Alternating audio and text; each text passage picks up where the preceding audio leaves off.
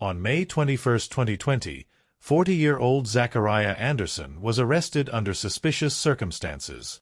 Detectives struggled to uncover the truth as both sides kept their stories hidden. After 12 years together and raising 3 cherished children in McGowan, Wisconsin, Zachariah and Sadie ended their relationship in December 2019. December was when Zach and I had that blowout, and we hadn't talked at all, Sadie explained. I cut my distance from him. I tried to file a restraining order, but they wouldn't grant it. I had 7 pages of history explaining why I needed this restraining order. I was afraid, and they let it go. He kind of gloated about it. She continued. Then, he came and talked to me and said, "Hey, I've got to take her stuff out west, and I'm going to be leaving." I said, "Fine."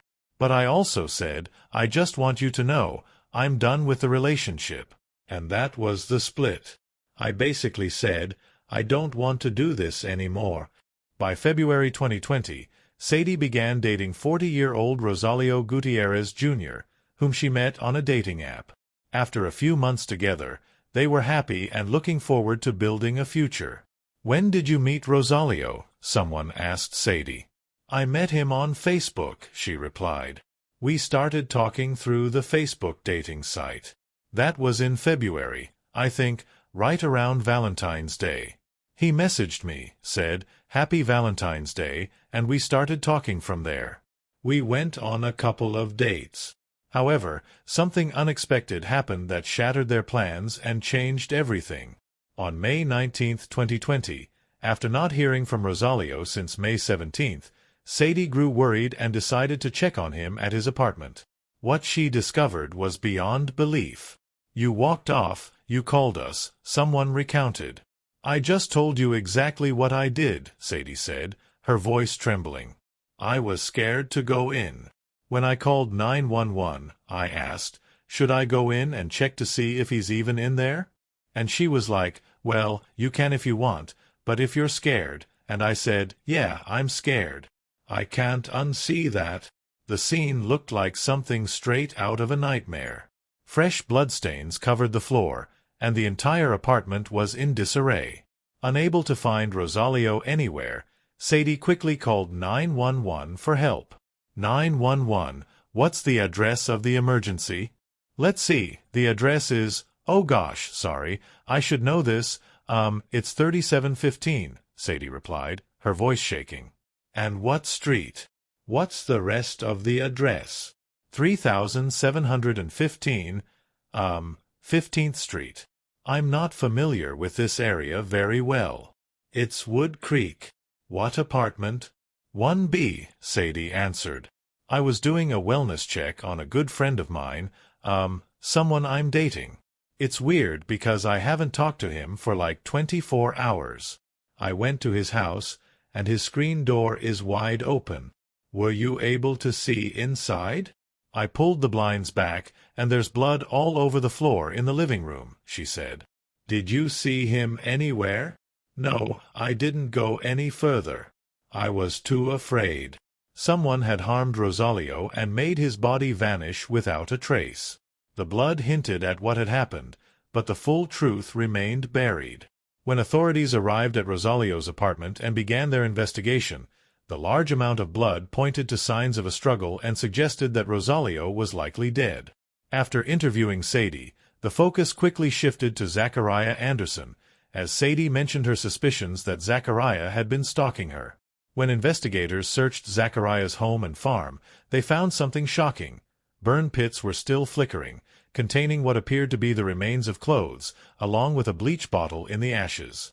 By tracing Zachariah's actions, investigators discovered that on May 18, 2020, just one day after Rosalio was last seen alive, the evidence was beginning to piece itself together. Surveillance footage showed Zachariah buying garbage bags, latex gloves, and bleach wipes at a local Walmart. As investigators pieced the evidence together, a startling revelation emerged. The interior of Zachariah's van had been stripped and scrubbed with bleach, and Rosalio Gutierrez's DNA was found inside the vehicle. With these crucial clues, investigators were left wondering, Would Zachariah confess to the crime, or would he attempt to use manipulative tactics to twist the case in his favor? Zachariah confidently denied any wrongdoing, sharing his version of events that often painted himself as the victim. "She left me, around Christmas time," he began. "We have twin boys that were born on Christmas Eve, and it was supposed to be my day with the kids. My Christmas with them. The previous one. I went over there, but our daughter wasn't there. I said, all right, and I picked up a Christmas tree to set up at her house since she has primary placement of the kids. So, I put it all together, and the boys were supposed to be there in the morning. By about 11:30, I asked her, are you going to go get her? This is supposed to be my Christmas. The boys want to open their presents. It's already almost afternoon. And she got all shitty with me, telling me to shut my mouth. I was like, what the? Next thing I know, she tries to hit me in the face with a broom, spins around, and swings at me. It turns into this big exchange. She shoves me into the door like 4 times, screaming. Then she runs outside and calls the cops. They show up and arrest me. I asked them, what are you arresting me for? She put her hands on me. I mean, I made fun of her or whatever, but I didn't lay a hand on her. But they hauled me away." Zachariah continued to describe his frustrations with the justice system. "I explained everything to the DA. I told them it wasn't the first or second time something like this happened. But, long story short, it happened again. Cops showed up. I told them I didn't touch her, but she turned around, ran into her own Christmas decorations, and spilled them everywhere. Then she claimed I pushed her. I just stood there watching her make a mess. She always accuses me of stuff, and no matter what, they take her word for it." Detectives remained skeptical of Zachariah's story, especially after hearing Sadie's account. "He came over to the house, and there was an argument," Sadie recalled. "He was upset that our daughter wasn't there before Christmas. He started throwing things around the house. I called the cops to come and ask him to leave. That was kind of a violent episode, but it wasn't the first time." When asked about the timeline, Sadie clarified, "This was in December 2019, so before I met Rosalio. I didn't meet him until February." Sadie went on to explain the official end of her relationship with Zachariah. "December was when Zach and I had that blowout, and we hadn't talked at all after that. I tried to keep my distance. I even tried to file a restraining order in Washington County. I had 7 pages of history explaining why I needed it. I was afraid. But they let it go, and he gloated about it. Then he came and talked to me, saying, 'Hey, I need to take her stuff out west. I'm going to be leaving.' I said, 'Fine,' but I also told him, 'I'm done with the relationship. I don't want to do this anymore.' That was the official split. I was just over it. I didn't want to live like that anymore." Despite Sadie's claims, Zachariah vehemently denied stalking her or hacking her phone. However, his explanations only added to the confusion. "Guys, get my phone. I'll show you how ludicrous this is," Zachariah said, visibly agitated. "She accused me of hacking her phone, her text messages, and her emails. I'm like, what the expletive are you talking about? She said, well, you know things you shouldn't.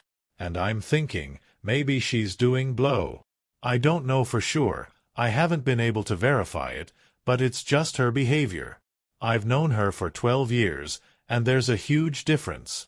Zachariah continued, "She said I hacked her phone because I worked for the phone company. I'm like, that doesn't mean I know how to hack phones. She's just got some acute paranoia over that. As far as stalking, no. We both see other people. In fact, the night I was arrested, I was with another girl. I think maybe she's confused about what she thinks or feels about me. That's fine, but I'm not stalking her." Zachariah also attempted to explain how one of his phones ended up in Sadie's car. "I went to scoop the boys out of her car. I was cleaning my van, and I had my phone in my pocket. I was listening to music. When I leaned forward, I must have dropped the phone in her car or something. My daughter will tell you. I searched for that phone for 3 days. I had to call the carrier to figure out what happened to it. Then Sadie claimed I was using it to track her. Despite Zachariah's elaborate denials and attempts to shift the narrative, investigators continued to piece together evidence pointing toward his involvement in Rosalio Gutierrez's disappearance. Zachariah vehemently denied accusations from Sadie, insisting that his actions had been misunderstood. He addressed one specific incident about his phone, saying, "You think I put the phone in there on purpose?" "No, the expletive. I didn't. It must have fallen out of my pocket. The shirt I was wearing had shallow pockets. I was reaching for the kids' sweatshirts and didn't even notice when it fell." Don't make accusations like that. But no matter how much Zachariah denied it, Sadie saw things differently. "The way she sees it," he said, "I'm stalking her. But, honestly, I know she's seeing other guys. She even brags about it. One guy, for guys, whatever. I don't care." In contrast to Zachariah's claims, Sadie and their daughter shared accounts that painted a different story. Sadie explained, "He wanted to see the kids one Friday. I asked, 'When are you coming to get them?' And he said he didn't know because he was busy doing this and that. So I said, 'How about I drop the kids off by you?' He agreed, and I dropped them off around 7:30 at night. That was about a week ago. Every week, he wants to see the kids for at least one day, so I let him. But he won't give me a schedule. I try to work around it, but it's been frustrating." That same week, I was moving and planned to drop off a pond lily at my brother's house.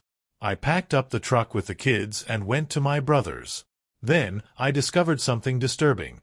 Tracking devices sent to Zachariah's home via our Amazon account. I started freaking out, thinking he might have put a tracking device on my car, or even on Rosalio's car. Sadie took the matter seriously. I had a mechanic friend come over to check my vehicle. He looked under the car, under the truck, in the engine, and even on the battery. He said these trackers could be really small and hard to detect. It's a GPS tracker, but it might also have the ability to listen. I texted Zach that night, asking, "Are you hacking my phone? What's going on?" I begged him to stop following me and to stop everything. "This is too much." We had a brief conversation, but he avoided talking about it directly. I just had this gut feeling he was tracking me. Too many coincidences. He seemed to know where I was going, whether I was leaving, or if I didn't come home at night.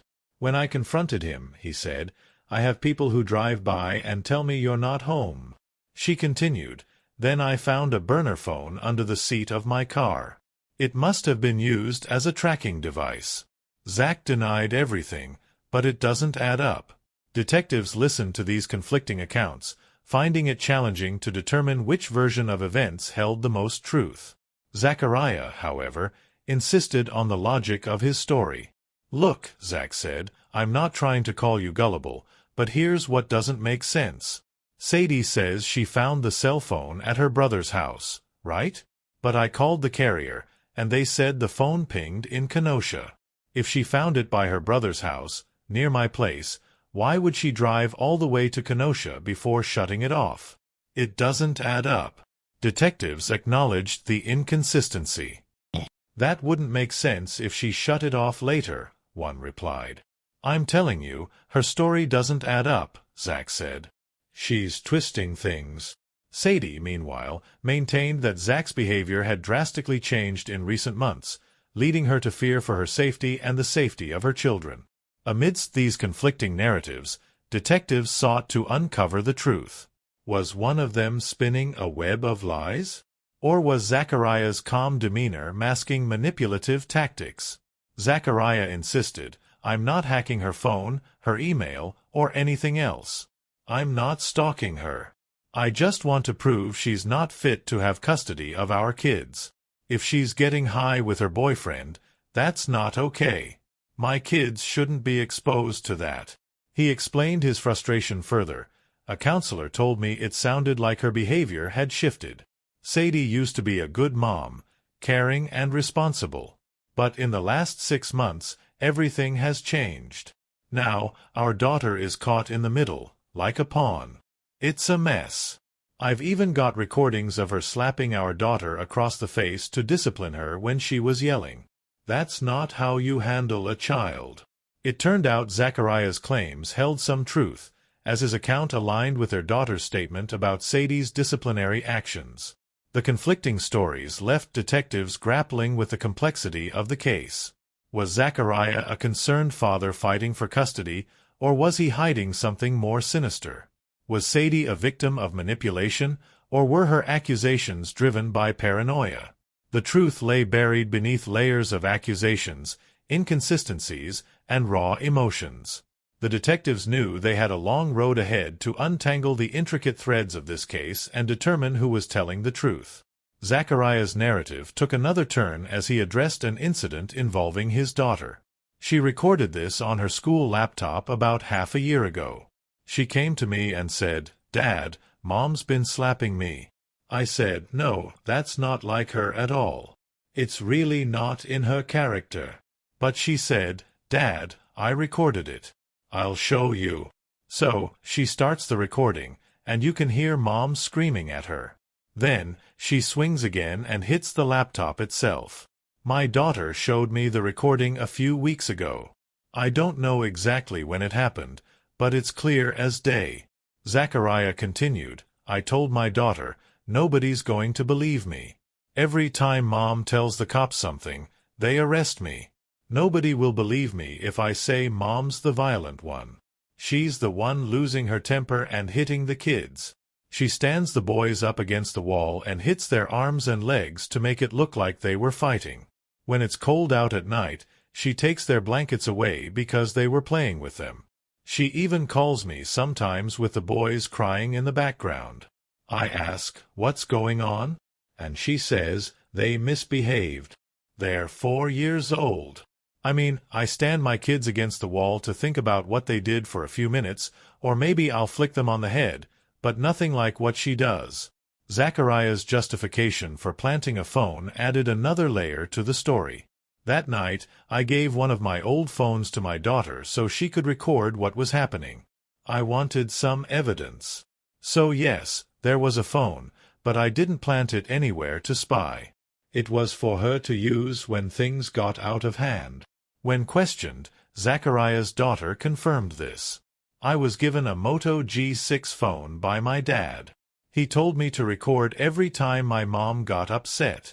As Sadie's confession unraveled, cracks began to show in her story. She mentioned, "I saw a text message from Rosalio that said, 'Good morning, hun,' or 'Good morning, love.' My daughter confronted me about it one day and said, 'Mom, you need to tell the truth. Show me your text messages. Prove you're not lying.' She was upset, and I told her, 'Honey, I don't need to show you my text messages.'" New revelations continued to surface, leaving everyone baffled. Sadie's daughter also mentioned, "There was a video where Dad brought me that night and left the boys at the house. I couldn't believe it. He left us alone. I told Mom, 'You can't let him have us right now. This isn't right.' Sadie responded, 'I know you're scared. You've been scared for months. But we're going to force some action. I just need your blessing to proceed.'" The daughter's statement shook everyone involved. But the ordeal wasn't over. Zachariah's jealousy over Sadie's new relationship with Rosalio became evident as detectives pieced together their conversations. She was taking flowers to her brother's house, and I noticed her nice jacket in the back of the car. I thought, that's because she's going to see her boyfriend. Yeah, it upset me a bit. I mean, I can't unpoison the relationship or undo the jealousy. I told her, our jealousy doesn't allow us to be friends or have calm conversations. Like yesterday, she said she sent me an email, and when I told her I'd check it when I got home, she snapped, "Of course, you're not home."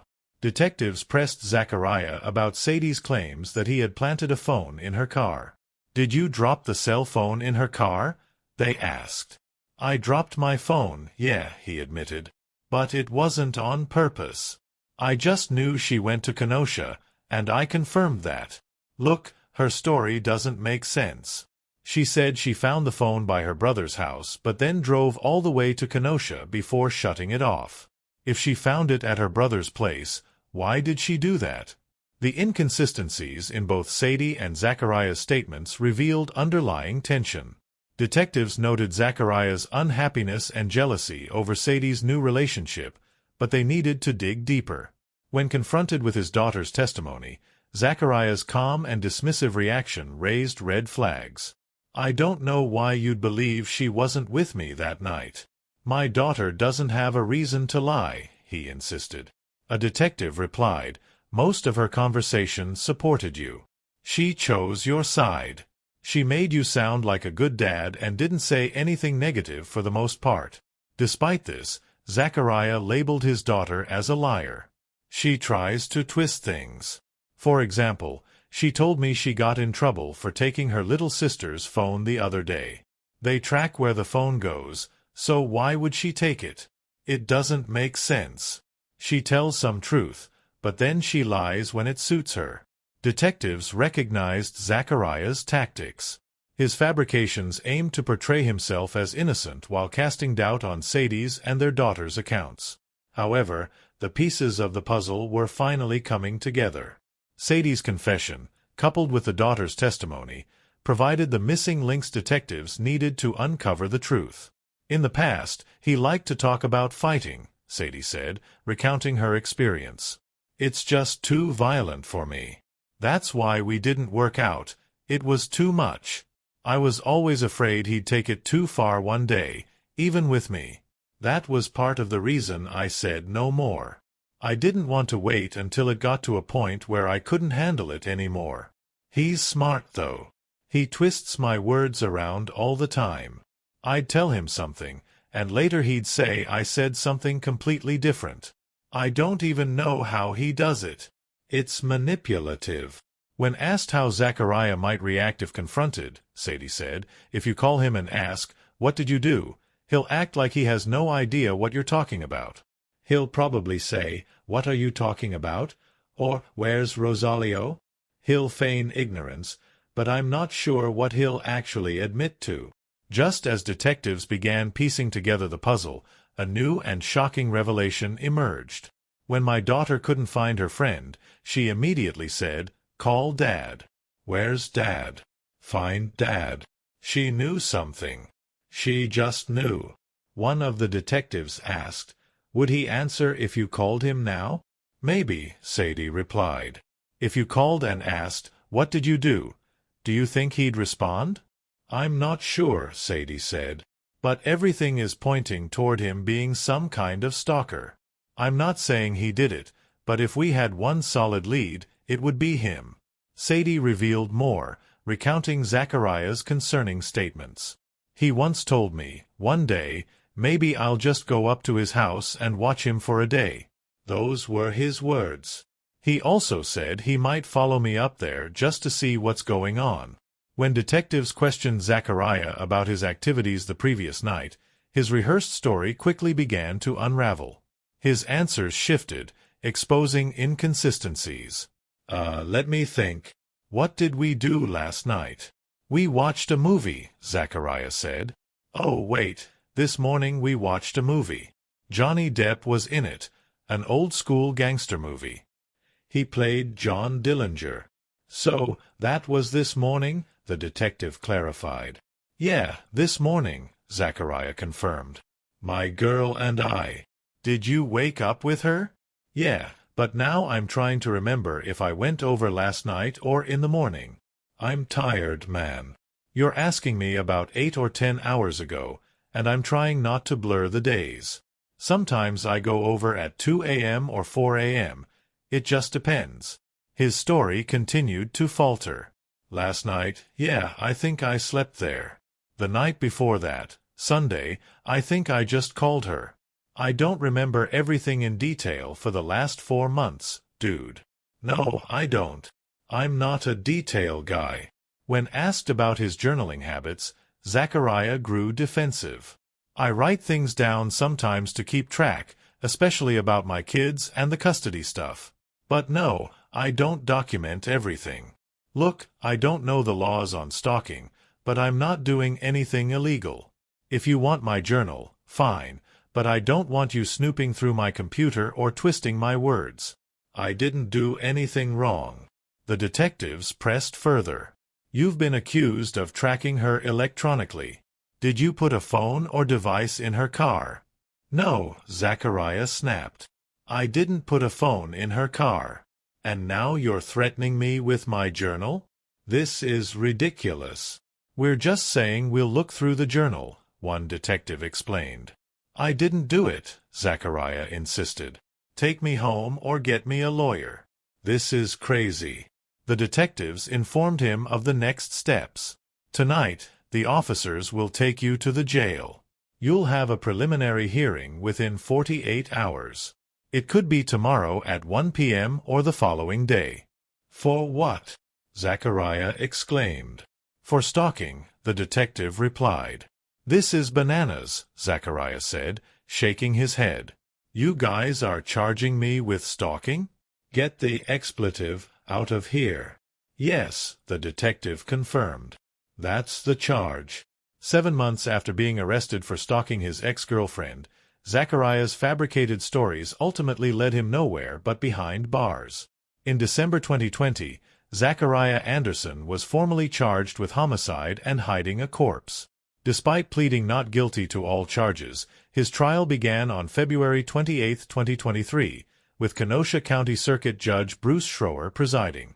During the trial, both the prosecution and defense delivered their opening statements, and multiple testimonies pointed to Zachariah as a central figure in Rosalio's disappearance. There were a couple of stained areas that I extracted for DNA, one witness testified. I did find DNA in both of those stains. Were you able to compare that DNA to a profile of a particular individual? The prosecutor asked. I compared it to several profiles, the witness replied. There was one matching profile for 6 of the genes. I compared it to several individuals, but none of those were matches. They were all exclusions. The match, the prosecutor inquired. The individual identified to me as Zachariah Anderson, the witness confirmed. As the trial continued, the prosecution focused on the bloody crime scene found at Rosalio Gutierrez's Kenosha apartment and how the evidence collected there was used in the case. In general, what is luminol? A prosecutor asked.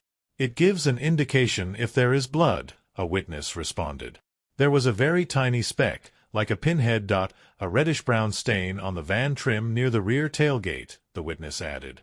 However, due to concerns about contaminating the sample, the witness had avoided using luminol in some cases. We did DNA testing on the sample, the witness continued. And what person was it a match for? It was a match for Rosalio Markin Washington, they confirmed. Later, a former cellmate of Zachariah's, Markin Washington, took the stand and testified against him. Were you observing the defendant when he seemed to be having a nightmare? The prosecutor asked. Yes, Markin replied.